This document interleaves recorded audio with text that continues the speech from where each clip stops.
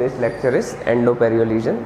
We are going to cover this lecture under the following contents, which includes introduction, pulp periodontal pathway, classification of endoperioral lesions, differential diagnosis, conclusion and references.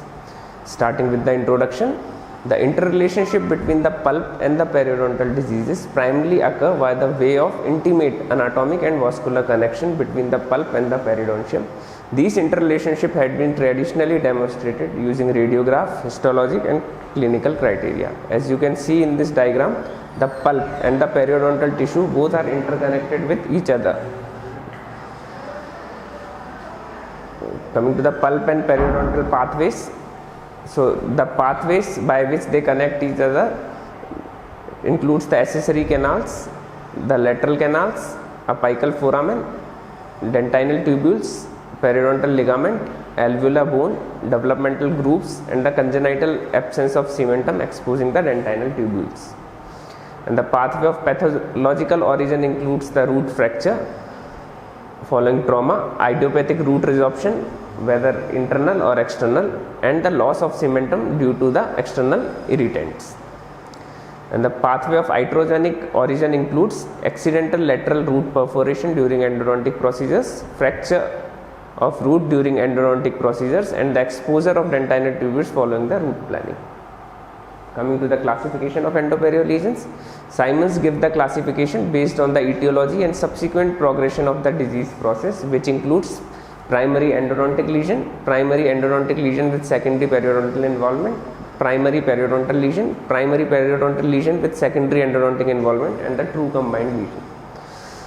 So as you can see in this picture demonstrates the classification of endoperioral lesion. If you see the picture A, you can make, if the infection is spread through the pulp to the periodontium, it considered as primary endodontic lesion.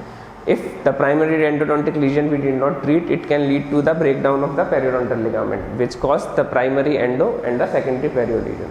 In picture B, you can see if the disease is spread through the periodontal ligament, it is known as primary periodontal lesion.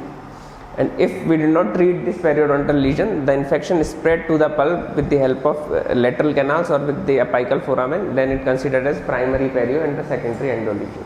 And the third picture, it is the true combined lesion in which the infection of pulp and the periodontium both are present. Then starting with the primary endodontic lesion. So primary endodontic lesion, as I told you, primary endodontic lesion means the lesion which will start from the pulp. So the etiology of this primary endodontic lesion include the caries, your restorative procedures and traumatic injuries. The disease progress through the pulp and causes the periapical changes which are evident radiographically. So the clinical features of primary endodontic lesion includes the pain, tender on percussion. In pulp testing, the pulp will show delayed or no response, swelling of the marginal gingiva, and in certain cases sinus tract may be seen. And the radiographic features of primary endodontic lesion include the presence of deep carious lesion, extensive or defective restorations, previously poor root canal treatment, root resorption and root fracture. And the treatment of primary endodontic lesion includes the endodontic therapy. Then coming to the second classification, which include primary endodontic lesion with secondary periodontal involvement. The etiology of this, if the primary endodontic problem remain untreated, then it will lead to the periodontal breakdown, which will cause primary endodontic lesion with secondary periodontal ligament. You will see plaque and calculus accumulation at the gingival margin and cause the apical margination of the gingival attachment. Clinically, these lesions have a necrotic pulp with periapical changes along with the plaque and calculus, which can be diagnosed with the help of a radiograph and a periodontal probe respectively. The clinical features of primary endo and secondary perio includes the pain, which is usually sharp, but in chronic cases you can also see the dull and chronic pain. You will see the tender on percussion, localized mobility of the tooth. In pulp test, the vitality comes negative, gingival inflammation and the periodontal pocket. The radiographic features include, you may see a generalized periodontal disease with an angular defect at the initial site of endodontic treatment, and all other features are similar to the primary endodontic lesion. The treatment of this includes both endodontic and the periodontal treatment. If the endodontic treatment is adequate, prognosis of the tooth depend on the severity of the periodontal involvement and treatment. Then coming to the primary Periodontal lesion.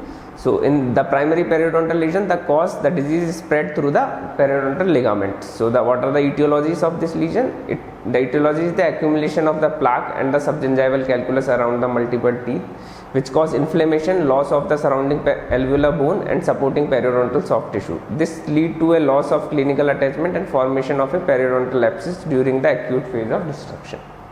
The clinical features include the dull pain, localized to generalized mobility of the tooth. Pulp is generally vital and responsive on testing. You can see a multiple wide and deep pockets and large amount of calculus found subgingivally. The radiographic features include the vertical bone loss. So coming to the treatment of this is usually the periodontal treatment, and the prognosis is depend on the ability of the patient to comply with the potential long-term treatment and the maintenance therapy. Since it is a purely periodontal problem, the prognosis is exclusively depend on the outcome of periodontal therapy. Then coming to the next classification, which is primary periodontal lesion with secondary endodontic involvement. If we did not treat the primary periodontal lesion, the primary periodontal disease progress apically and it might involve the pulp through the dentinal tubules and the lateral canals. The tooth with primary periodontal and secondary endodontic disease exhibited deep pocket with a history of extensive periodontal disease and possible of past root canal treatment. The clinical features include, when the pulp is involved, the patient will feel pain and the clinical signs of pulpal disease. You can see generalized mobility, tender on percussion, and usually the pain is dull ache. In radiograph, you will see a angular bone loss in multiple teeth with a wide base coronary and narrow at the apex of the root. The treatment, the prognosis depend upon the periodontal therapy. Once endodontic therapy is complete, periodontal therapy alone is not sufficient to resolve the lesion. Then coming to the last classification, which is true combined lesion. So in this, as I told you before, there is involvement of both pulpal and the periodontal tissue. The etiology, these lesions occur when there is an endodontically induced periapical lesion exists on a tooth that is also periodontally involved. The clinical features include the necrotic pulp, failed root canal treatment, plaque calculus and periodontitis. The radiographic features, the radiographic appearance of a combined endoperiodontal disease may be similar to that of vertical root fracture. The treatment include the endodontic therapy followed by the periodontal therapy. In severe cases, radisection and hemisection in order to improve the prognosis of the affected tooth can be done. Then coming to the conclusion of my presentation, so the endodontic and periodontal lesion result from the close interrelationship of the pulp tissue and the periodontal tissue. The major pathway of communication between the two types of tissue are the apical foramen, lateral and accessory canals and the dentinal tubules. The differential diagnosis of the endodontic and periodontal lesion is not always straightforward and require a clinical data accumulation from several diagnostic tests to obtain a correct diagnosis. When examining and treating the combined or the individual lesion in endodontic and periodontic, the clinician must bear in mind that the successful treatment depends on a correct diagnosis. Lesion with combined cause will require both endodontic and periodontal therapy, and endodontic therapy should usually be completed first. These are my references. Thank you.